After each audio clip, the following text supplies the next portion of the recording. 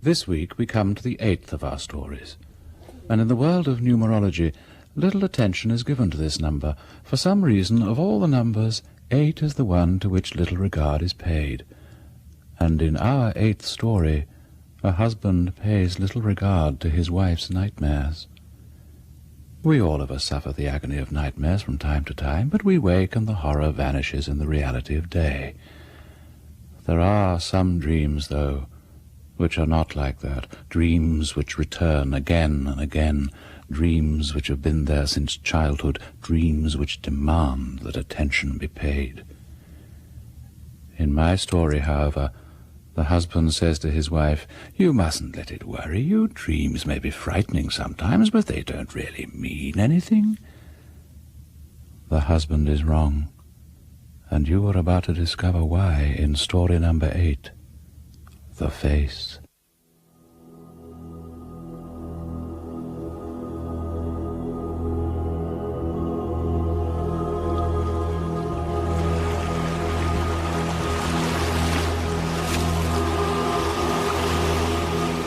Penny for them. What did you say? I said a penny for your thoughts. You've been staring out of that window for at least 10 minutes. I might just as well be back in Hammersmith. I'm sorry. Are you all right? I'm fine. You're very pale. Is it the heat? It simply has no effect on me. Richard hates it. He says he can never understand how he came to fall in love with a salamander. There's nothing wrong between you. How do you mean? Wrong between you and Richard. Celia, just because I happen to stare out of the window for a few minutes doesn't mean my marriage is on the rocks. I have every reason in the world to be happy. But you're not. Who says I'm not? Oh, come off it. We've known each other for far too long for you to try and hide something from me. What is it? It's nothing. Leave it alone. Nothing that you want to talk about. Nothing worth talking about. Tell me. It's a dream, and people who talk Tell me. Oh, it's not worth talking about. You never know. Dream or nightmare? Both. Do you really want to hear it? Of course I do. Well, it's a dream I often used to have as a child. I haven't had it for years, but last night it came back again. There's nothing particular about the dream itself, but the way it used to be was that the night after I'd had that dream, there would be another one. A real nightmare. And I used to scream out loud in my sleep. It's 10 years since I last had that dream, and now the first dream, the warning dream, has come again. I'm dreading what's going to happen tonight. What happens? Can you remember? Every detail. But I'll tell you about the first dream so you'll understand. It's quite harmless, really. I'm walking on a sandy cliff covered with short down grass. I'm about 20 yards from the edge, and I can hear the sea below.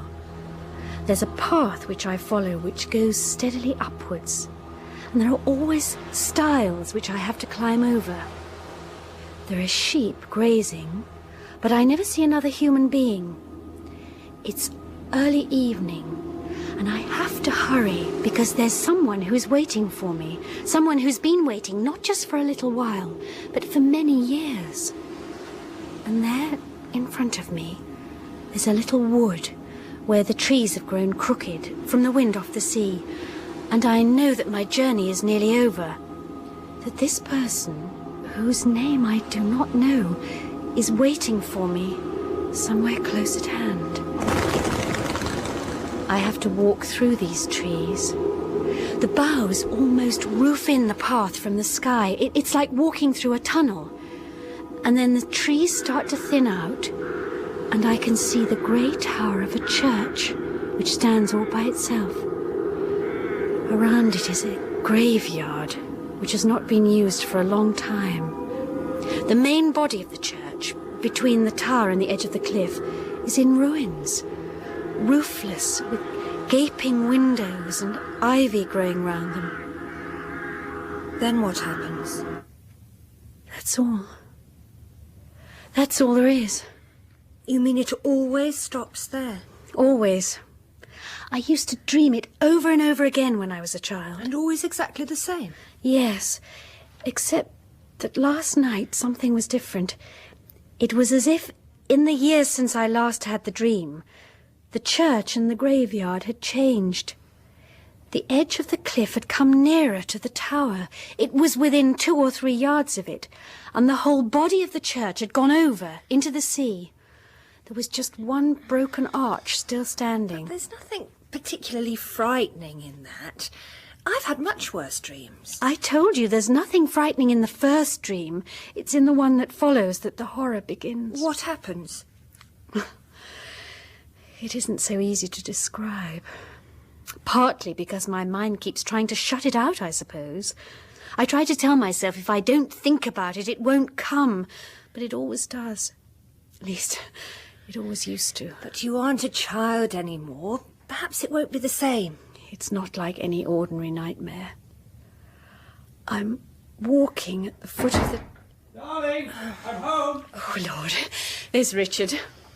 I don't want to talk about it in front of him. He'd think I was going soft in the head. Look, I'll give you a ring tomorrow. Oh, this heat's a scandal. An abomination.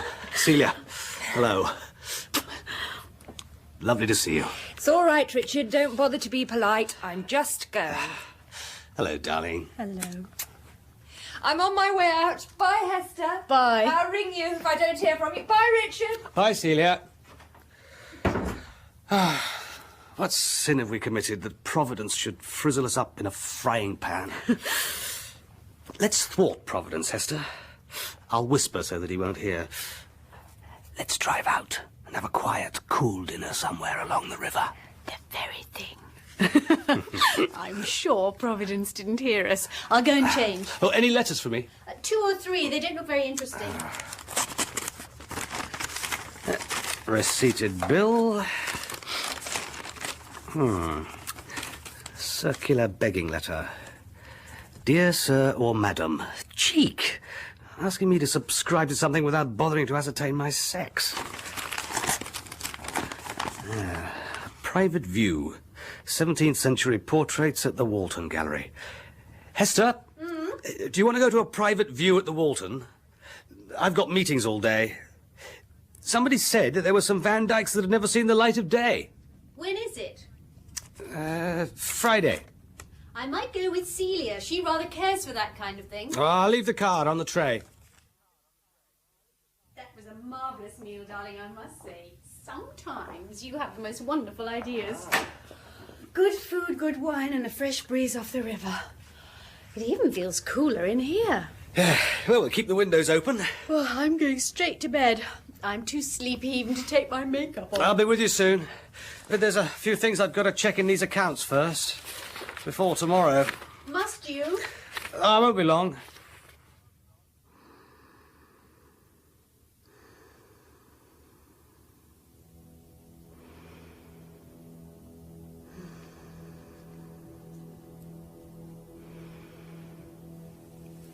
I am alone on the shore by a steep cliff. And above me, I can see the tower of the church. The sea must have beaten and beaten away at the cliff until it brought the nave crashing down. Broken pieces of stone everywhere. Are they all that's left of the church? And here's a piece of gravestone. Who departed this? And there's a grave still there, up on the edge of the cliff. It's coming! It's going to show itself! Run! Run! I can't move. I can't move. Try not to look. Try not to look at what's in the cliff face. I can't move my eyes. Look away. Look at the sea. I can't. It is there. The face. The face staring at me out of the cliff. Don't look. The eyes are looking into mine. The lips are moving. I'm coming for you now, Esther.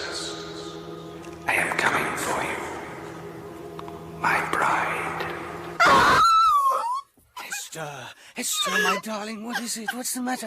Wake up! Keep him away! Keep him away! What are you going on about? There's no one here. It was just a dream. It was a dream, just as it always was. Oh, I'm so frightened. He said he would come. Who said he would come? Dreams may frighten you sometimes, but they don't really mean anything. They can't harm you.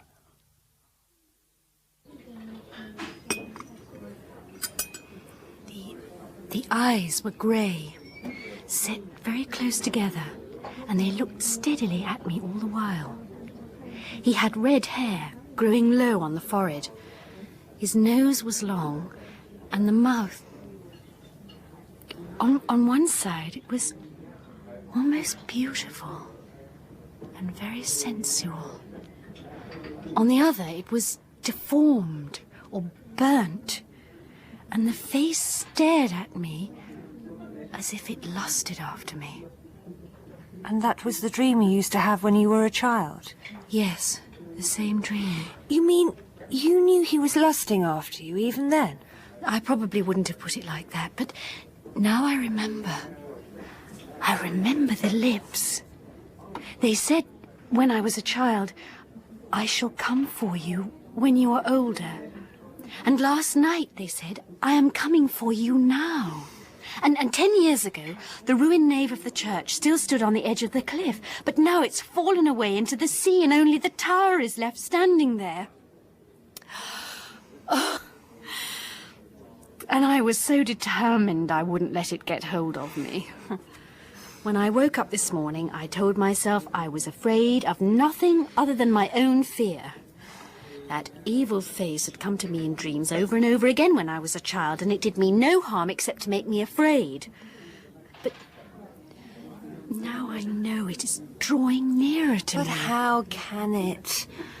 How can a person in a dream do you any harm? Come on, let's go to the gallery.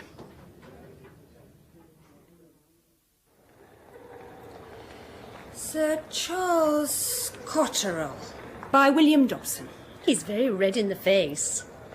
Who's the girl who's falling out of her dress? That, my dear, is the Duchess of Portsmouth. No question about the secret of her success. She must have been lovely, though. And who are the couple over in the corner? Sir Arthur and Lady Ferguson. They look as if they've just had one hell of a row and the painter caught them before they'd had time to put their faces straight. They couldn't possibly have wanted to be painted looking like that. Richard said there was supposed to be some Van Dykes. Where are they? Oh, room 3. Just through here.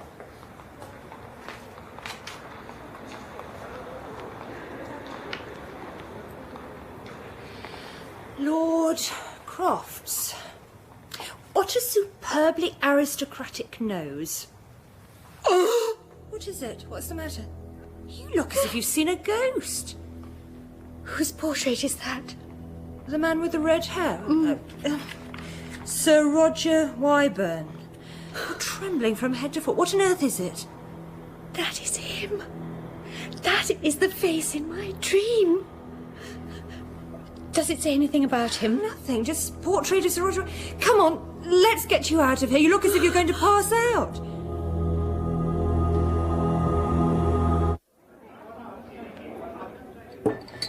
One large gin and tonic. Thanks. Oh. God, I'm sorry to make such a fuss. How stupid. You're certain it was the same? You can't be mistaken about a face that's haunted you all your life. What does it all mean? Who was Roger Wyburn anyway? And what's he got to do with you? If only I knew. There must be some way of finding out. I've a friend who sometimes does research for writers. He might be able to help. Oh, are you going to be all right? Shall I get you a taxi? I'm meeting Richard at 5 and he's driving us down to the cottage in Rye. We're going to have a golfing weekend. Perhaps fresh air and exercise are what I really need. I am coming for you now, Hester. I am coming for you, my bride. Hester? Hester, wake up. For God's sake, wake up, Hester. Hester. Is it your dream again? Yes, it was my dream. Tell me. Look, I know we haven't been married long, but it's time I knew. I suppose you're right, but you mustn't interrupt. You must just let me tell it.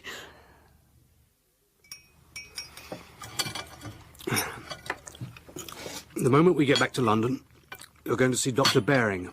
Now, what good will that do?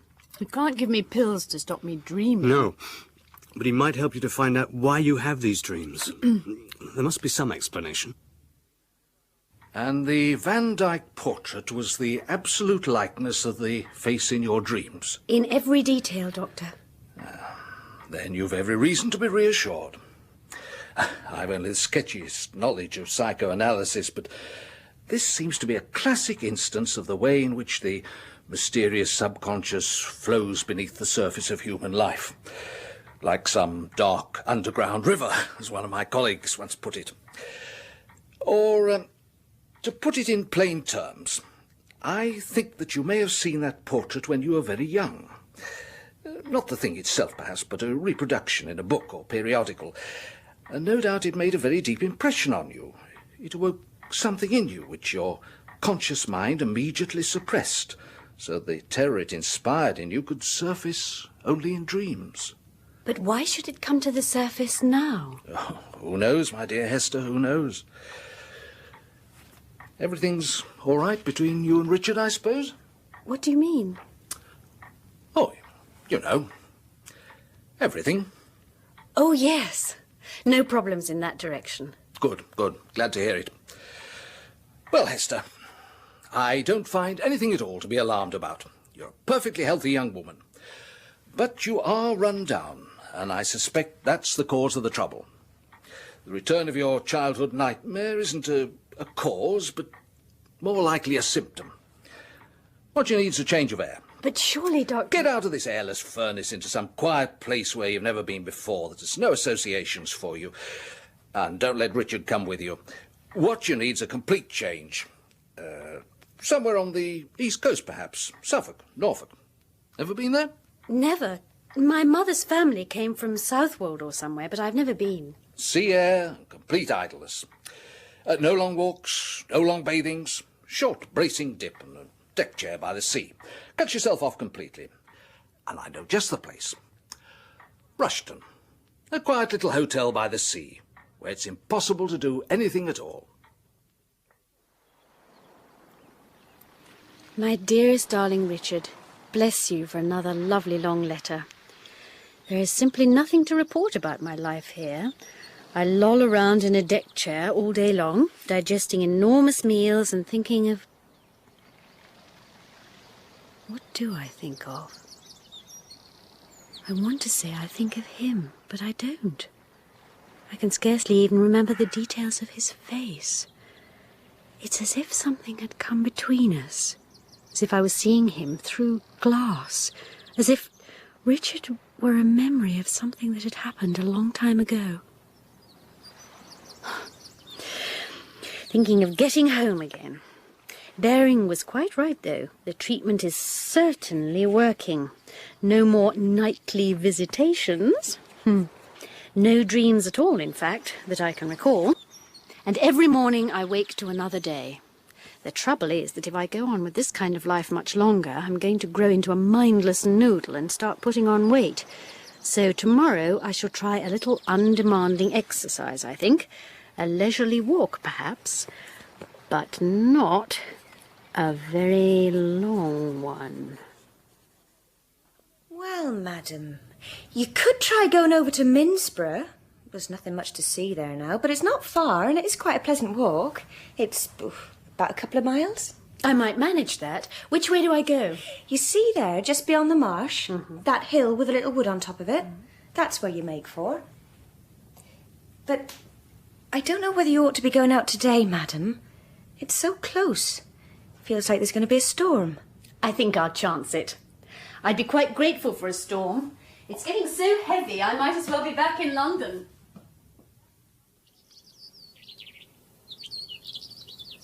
There are sheep grazing. And there's the little wood.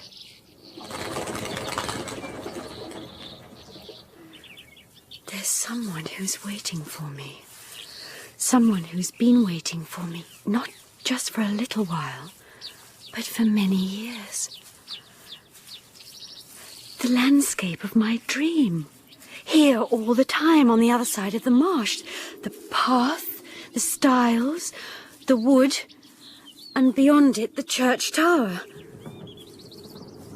And the trees are like a tunnel all around me, leading me on. And I know that my journey is nearly over. That this person, whose name I do not know, is waiting for me somewhere close at hand. But now I do know his name. Will I find him there, waiting for me? The trees are beginning to thin out, and there is the church tower, and there's only one broken arch between the tower and the cliff edge.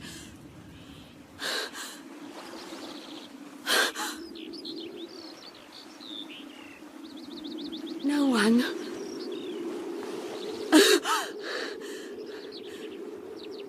No one waiting for me. Only the tower and sea and gravestones crumbling on the edge of the cliff. Is this all that my fear amounts to? Is this what's been pursuing me all these years? It's time to go back. The storm is coming this way.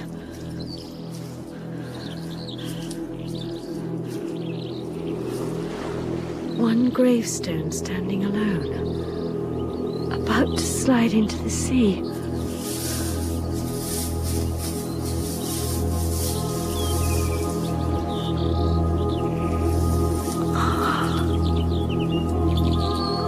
Here lies all that was once mortal of Roger Wyburn, Knight.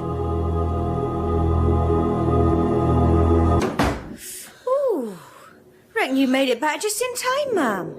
Did you get wet? Nothing much to speak of. Gonna be a really bad storm. You all right, ma'am? You look very pale. There's nothing wrong. Is there a telephone I can use? Well, certainly there is, madam. It's over there in the corner by the door to the bar. Hester, I thought we agreed that you... I said I wouldn't phone, but something... Look, I want you to get in the car now, this minute, and drive down here. Hester, what Don't am I... ask questions, please, darling. I can't talk about it over the phone. but surely- We've got to get me away from here as quickly as you can. I'm certain that something terrible is going to happen. Look, Hester, if it's as bad as you say, why don't you just leave now and get the next train down here? There isn't a train until the morning, and I'm frightened that by then it will be too late. Please, if you love me, come now. All right, darling. Now, take it easy. Take it easy. I'm on my way. Look, it's going to take me about 3 hours to get there. I suggest you have a relaxing bath and then a meal in the restaurant. I'll be with you about 9 o'clock. Now, take it easy. Everything will be fine. Thank you. 9 o'clock then. Please hurry. All right, darling. I will.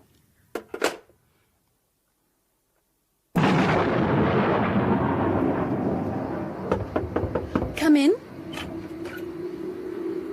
I've done as you asked, madam. Your bill's been made up and they won't charge you for tonight. That's very kind. You will let me know just as soon as my husband arrives? Yes, madam, of course. Oh, and there's this letter for you. It came by the second post this morning, but I'm afraid it must have got caught up with something else. I'm sorry, madam. I don't imagine it's anything very important. Thank you. I do hope your husband won't have too bad a journey. It's a wild night outside. Is the sea rough? Terrible, madam. You can hear it pounding away at the sea wall. Is there anything else, madam? No, nothing, thank you.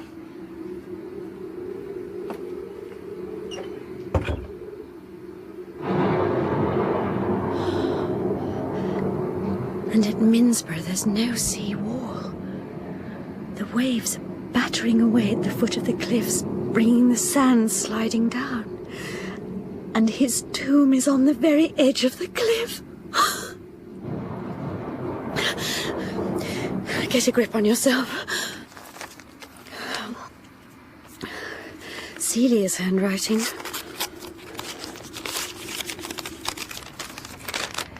Dearest Hester, I know I said I wouldn't write, but Richard tells me you're feeling much more like your own sweet self. And in any case, there's something I think you ought to know. I said I'd get my friend to see what he could find out about Roger Wyburn. There isn't very much, but this is the gist of it. He was at the court of Charles I, but wasn't a very reputable kind of character. There was some sort of scandal concerning one of the Queen's maids of honour, and after that he was distinctly persona non grata at court. And there were more sinister stories about him, hints that he had dabbled in the black arts. As the rumours got nastier, he fled the country and got caught up in the Protestant cause in the 30 Years' War. He was injured at the Battle of Vlotho, wherever that may have been. That was in 1638. The following year, the girl to whom he had been betrothed since childhood came of age. He swore that no one would keep him from his bride, and returned to claim her. But the ship carrying him from Flanders was wrecked in a violent storm off a place called Minsborough, and he was drowned. And that's it. But the thing I thought you should know is that her name was Colburn. And I seem to remember you saying that was the name of your mother's family. And her Christian name was Hester. It's 9 o'clock, and the skies are clearing. There's a moon over the sea, and soon Richard will be here. Yes? Oh, that's wonderful. I'll be down in a moment.